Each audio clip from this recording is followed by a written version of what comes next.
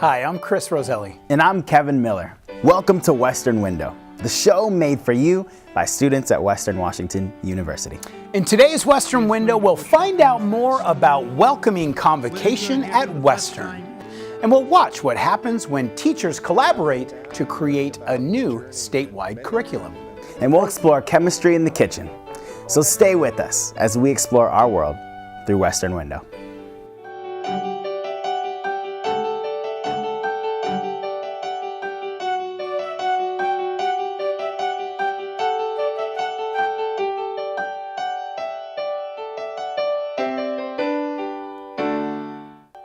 Since its founding, the history of Washington State has typically been told from the white perspective.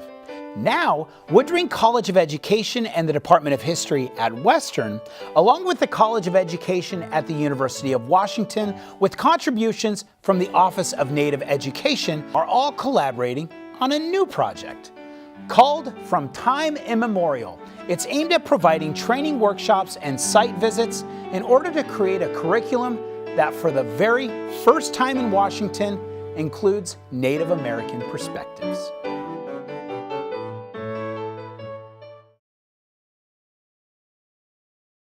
We are here with a group of teachers from McConnor and Concrete, and we've been working this week on developing curriculum that connects in the Native American history and culture in the state of Washington, along with the science behind particularly water resources.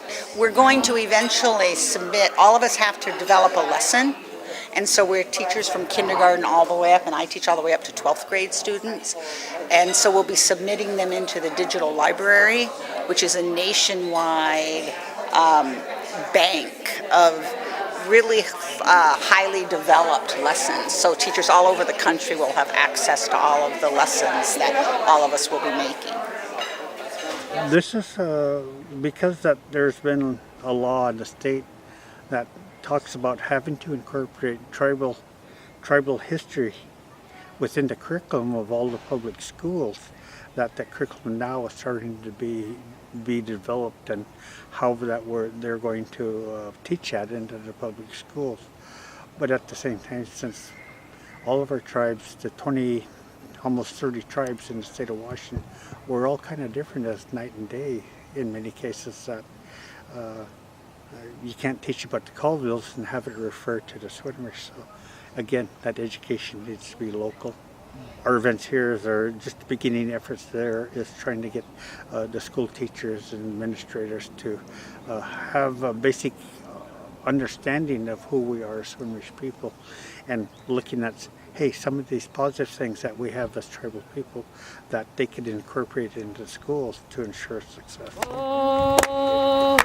Today is the third day in a series of professional development opportunities for teachers. So they can learn about sovereignty curriculum and how it deals with the tribes of the Northwest, and also specifically with the Swinomish tribe. So our second day was learning about science and how it affects the tribes and the tribal culture. And today is our third day, which is the cultural opportunity to experience and learn about the Swinomish culture. So our day opened with our tribal chairman, Brian Clattisby, telling us about the tribe and some of its issues that it's facing, and some of the hopes and dreams of the tribe, which are all based on education. And so the tribe has taken us through a day of learning about how important cedar is, and also learning about how important the water and the environment and the salmon are to the tribe. So we're out on the water right now, learning about what it's like to be in a traditional Swinomish canoe, and paddling that and learning about the journey that many of the tribal members have been making for the past few years. We are part of the Salmon Nations here in Puget Sound, and the canoes they're alive. They're a part of our family. You hear them say canoe family. The canoes carried our people on our waterways to travel. They are considered to be alive, and they are. they are to our people. They are alive. We carry them when we take them out of the water. We pick them up and we carry them, and we carry them down to the water. They're important. They are older than us. They are made from trees that stood and watched our ancestors walk the ground. And cedar has a long memory, and it doesn't forget. And it is a spirit all of its own, and powerful and beautiful. For me, I will say it's been a rather humbling experience to find myself in the presence of people who have a very broad understanding of nature in a way that I do not. And I think that I would say for many of us coming from the world of education, this has given us that broader view of not just the environment as we understand it through a 21st century lens, but the environment from a broader historical perspective. We have always had science. We've always had science, and that it's just from a different viewpoint. It's not from a posted point of view. They had a thing that we talked about earlier, is that living in two worlds. In some ways, that when we get off reservation, we get out in the world, we have to live as non-Indians. When we get home, then we have to live as Indians. And sometimes there's confusion with our young people on how exactly do you do that and still maintain a sense of stability. If we can teach about an accurate tribal history and culture within the school system, that it makes our young people proud of who they are as Swinomish people, and which would be one of the keys to further success in getting an education. This is just a tremendous capstone to that day, to be able to go out on the water and to experience a great unifying, I think, experience that we can all take back and tell our students about, and that hopefully maybe we can help the students to have an experience like this, because after we're learning about it, we can pass it on to them. It's important that we have a mutual understanding, that we can live with one another and work to be whole together.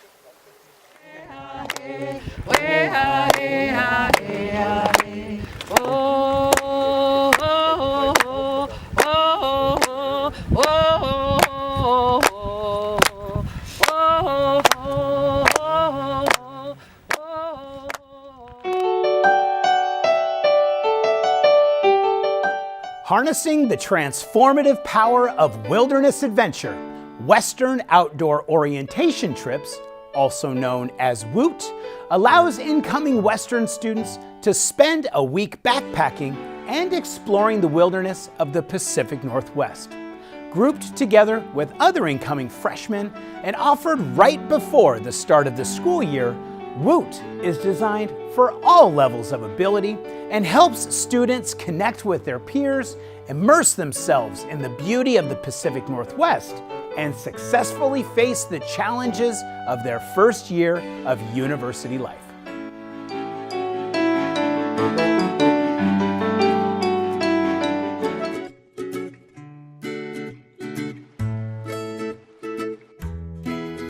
WOOT taught me that no matter what, it doesn't matter what I do or where I go, as long as I put my truest self forward, I'm gonna have a good time, and I'm gonna find people that enjoy the same things that I do, and I'm going to be able to make friends that will last forever.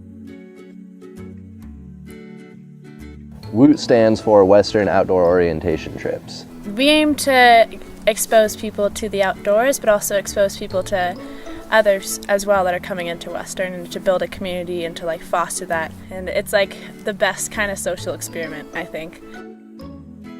A lot of the students coming in have never been on backpacking trips before, so it's really cool to see them in a new uncomfortable environment with other people who are uncomfortable, and it just strengthens that community, and I think helps build people up in themselves before they get thrown into college.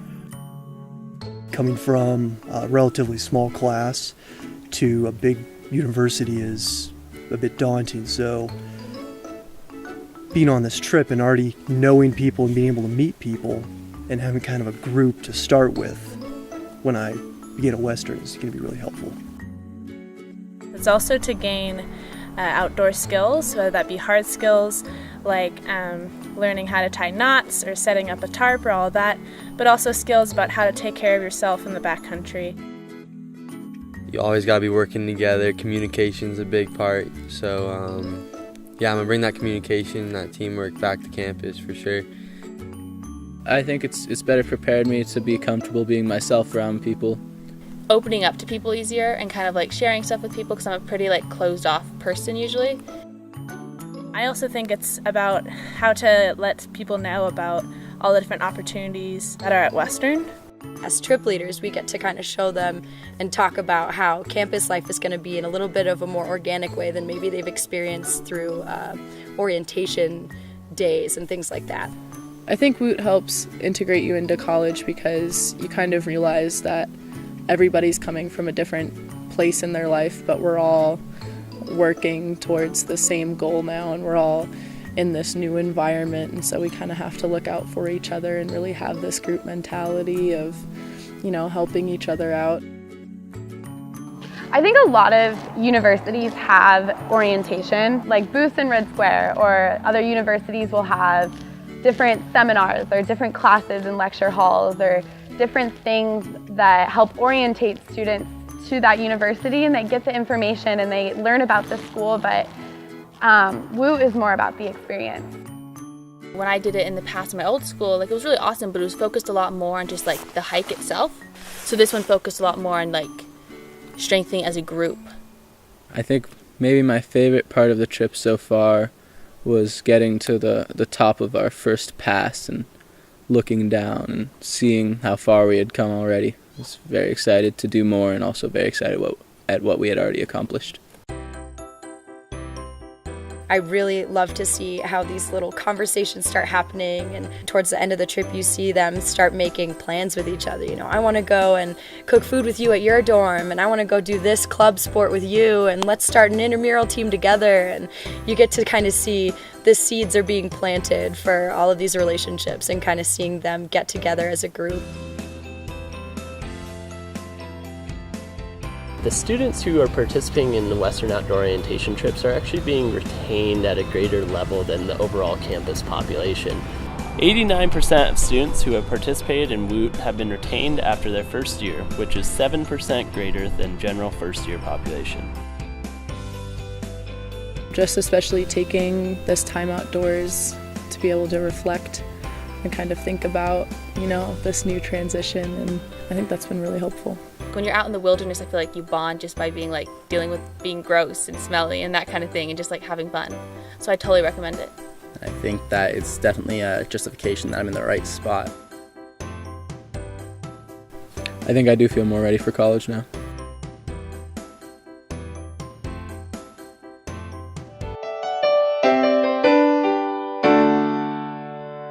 There's very little about cooking that doesn't involve chemistry, physics, biology, or even math. But don't tell the kids that. It's amazing how many different experiments you can do with a few simple pantry items and foods from the fridge, some of which you can even eat. Seldom do kids get permission to play with their food. But at One Western Extended Education After School program, the kitchen is the perfect place to explore science with children.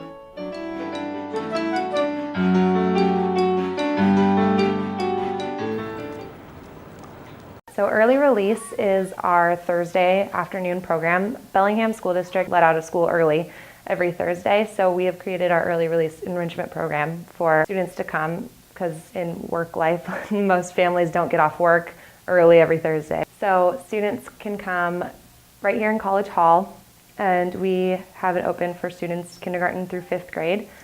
Every Thursday is a different theme, and we do kind of recess games, we have snack time, and then we jump into whatever the theme of the day is. For the different themes, we do a lot of brainstorming in our office to come up with great themes that we think would really catch kids' attention. We've done focuses on volcanoes, we've done the science of music, we're doing the science of play later this year. We've had dinosaurs, wild weather, and we just do a bunch of science activities and lesson planning. I think the kids have a lot of fun, and I have a lot of fun, so I hope to continue doing it all throughout college. Chemistry in the kitchen is another one of the themes that we've done in the past, which was kind of based on different food products that we see every day in our kitchens and what they have to do with science and chemistry and what we can do with them. The older group did some fun experiments with Mentos and Diet Coke and jumped on some different experiments with oil and water where they could show the kids kind of the differences in the density. So in Chemistry in the Kitchen, they just really used just simple ingredients that you'll find every day and showed kids how they react together. We really want to make everything hands-on. As much as they could be in it and a part of it and discussing it with each other, that's what we really encourage our teachers to plan for. I think some of the really cool things that you experience when teaching kids would be things like when they are really excited to learn, when you're doing an experiment and they want to do it again and again because you see how into it they are, or when they have like a click moment and they realize how that's how something works. That's a really good experience to have. I have had some really great conversations with parents that say, yeah, you know, my student has so much fun coming here, and they're learning so much, and he was telling me about this and that, and they're always just very happy to come and excited to see our teachers. And I think just that in general, just the returning students, says a lot to what we offer here, and the happy faces on the kids probably says it all for me too. We really aim to provide just an educational and safe place for kids to come. We are very excited about just science-based programs, and we really believe in encouraging students to pursue higher education. And I think a lot of the students that we've had come into our youth programs just love Western, and you know, the hope is that someday they're going to come to Western and be a part of what Western is. And for early release, we hire teachers that come right out of like Woodring, or teachers that are environmental studies, education majors, things like that. So the students get to come and work with college students and be on a college campus. And I think just the environment and the people that they're around is really exciting for them, and it's just kind of something different. They can relate with those college students and see, oh, they're kind of like me, I can do this too. This is a dream that I can have, that I can achieve, and this is a place that I can work on that. So I think that's a big part of what we're hoping to achieve, just really inspiring students to work for their dreams and to pursue higher education.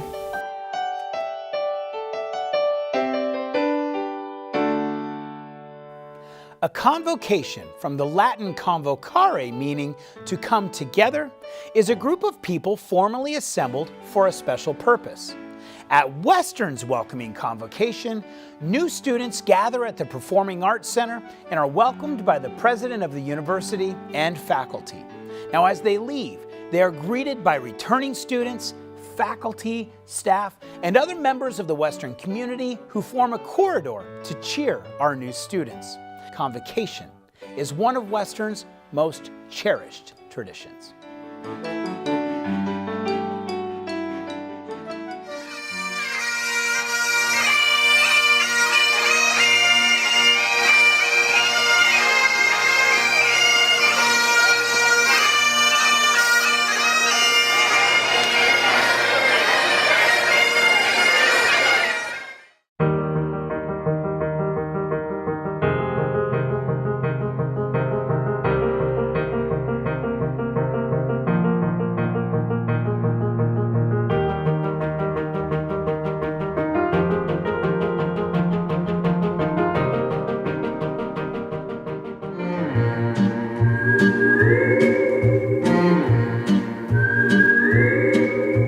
Sometimes we walk hand in hand by the sea, and we breathe in the cool, salty air.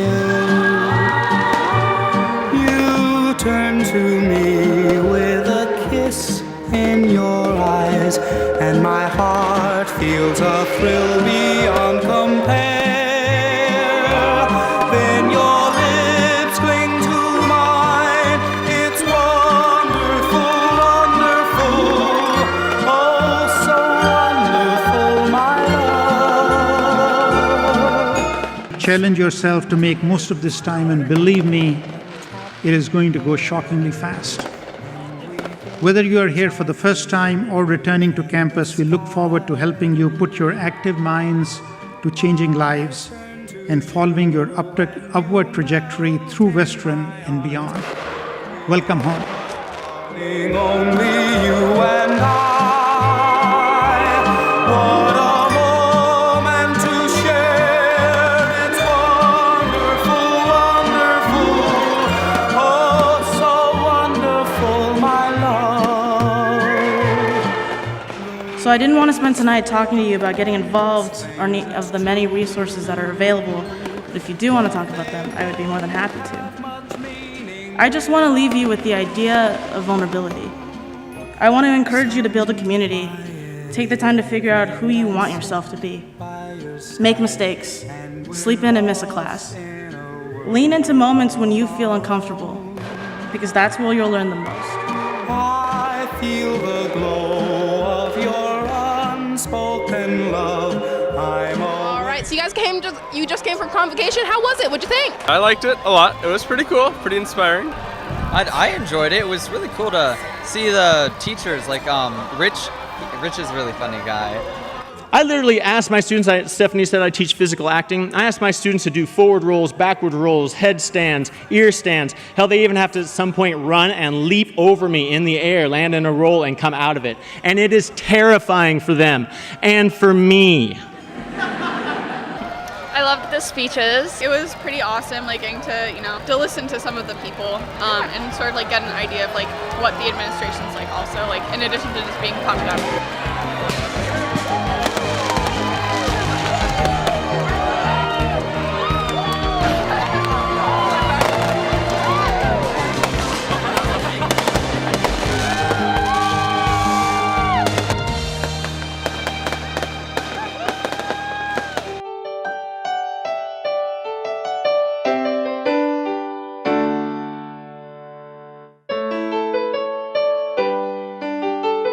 I'm here with Ruth Matthews, the Executive Director of the Water Footprint Network and alumni of Fairhaven College and Western Washington University. Ruth has worked in many countries, helping to establish maintainable water networks and usage for governments, businesses, and everyday people. So Ruth, what were your experiences at Western or Fairhaven College? Well, I came to Fairhaven College after a couple years of bachelor's work elsewhere, and I really appreciated the aspect of being able to design your own degree and have a lot of independent study, and that really worked for me because what I had learned in the earlier part of my education was that I have a tendency to want to know a lot of different things. And so it was an opportunity for me to explore different aspects without having to focus on a specific degree program. And one of the things that I really treasured about my time at Fairhaven was that allowed me to have an education that was really specifically designed for myself. So when you went to Fairhaven College, did you know you wanted to work specifically in water sustainability, or was there more of a general approach? That came much later. Oh yeah? Yes. So when I came to Fairhaven, what I really wanted to do was to have a broader understanding of different aspects about how we approach changing the world. Mm-hmm. Let's put it that way. And what I really appreciated at Fairhaven is that each one of the faculty at Fairhaven, they are exploring a particular discipline, and they're exploring it in kind of a leading edge way, and really trying to push the boundaries. And so the environment created by the faculty is one that really helps you open up to the broad range of possibilities that are available to us. So how did you move your focus from general sustainability to water sustainability? Yeah, well, that's a good story. So after I left Western, I went down to the San Francisco Bay Area, and there I started whitewater kayaking. And because of my kayaking, I was on the rivers a lot and seeing how we manage water. Because in California, you might be waiting for a hydropower dam to come on and the water to be released so that you could actually get in your kayak and go down the river. And so it was one of those very tangible experiences.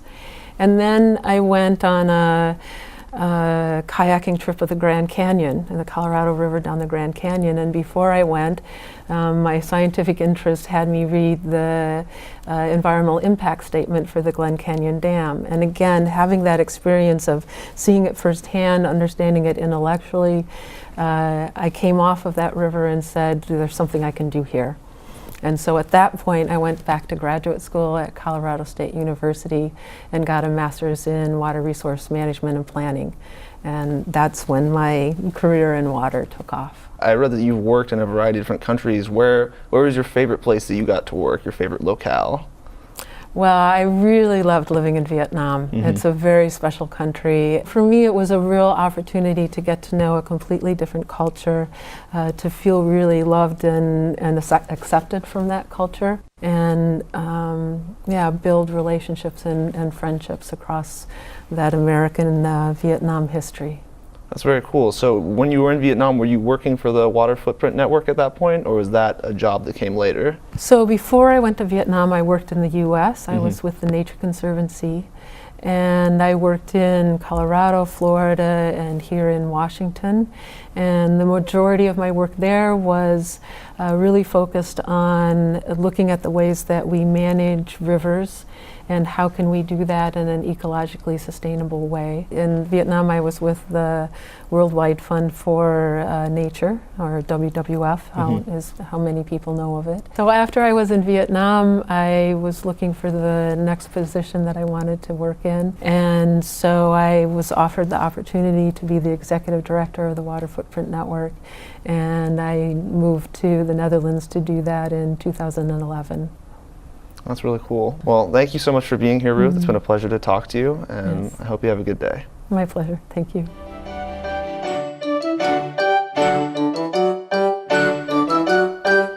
That's it for this episode. We'll see you next time as we explore our world at and around Western Washington University. Western Window is proud to partner with the following student publications. Clipson Magazine is published twice each quarter and includes features, multimedia, and issues that affect lives across the greater Bellingham area.